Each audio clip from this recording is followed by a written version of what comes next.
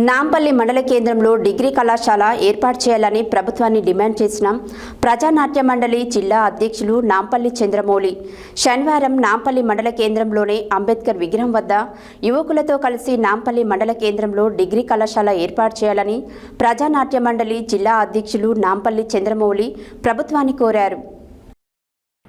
నాంపల్లి మండల కేంద్రంలో డిగ్రీ కళాశాల ఏర్పాటు చేయాలని ప్రభుత్వాన్ని డిమాండ్ చేసిన ప్రజానాట్య మండలి జిల్లా అధ్యక్షులు నాంపల్లి చంద్రమౌళి శనివారం నాంపల్లి మండల కేంద్రంలోని అంబేద్కర్ విగ్రహం వద్ద యువకులతో కలిసి నాంపల్లి మండల కేంద్రంలో డిగ్రీ కళాశాల ఏర్పాటు చేయాలని ప్రజానాట్య మండలి జిల్లా అధ్యక్షులు నాంపల్లి చంద్రమౌళి ప్రభుత్వాన్ని కోరారు.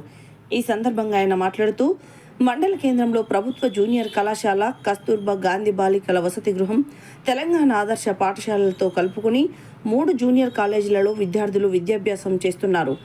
డిగ్రీ కళాశాల లేకపోవడం వల్ల విద్యార్థులు దూర ప్రాంతాలకు వెళ్లి డిగ్రీ చేయవలసిన పరిస్థితి వస్తుందని ఆయన ఆందోళన వ్యక్తం చేశారు. దూర ప్రాంతాలకు వెళ్లి చదవాలంటే భారంగా మారుతుందని, తల్లిదండ్రులు ఆందోళన చెందుతున్నారని, పేద విద్యార్థులు చదవలేని పరిస్థితుల్లో విద్యకు దూరమయ్యే ప్రమాదం ఉందని ఆయన అన్నారు.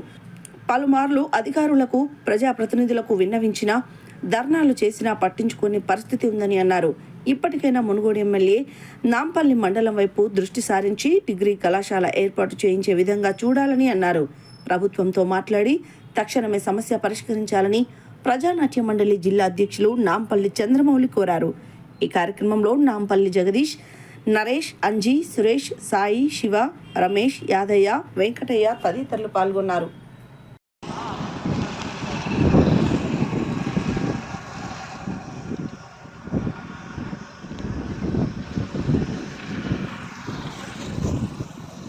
నాంపల్లి మండల కేంద్రంలో అత్యధికంగా వెనుకబడిన మండలంగా ఉంది.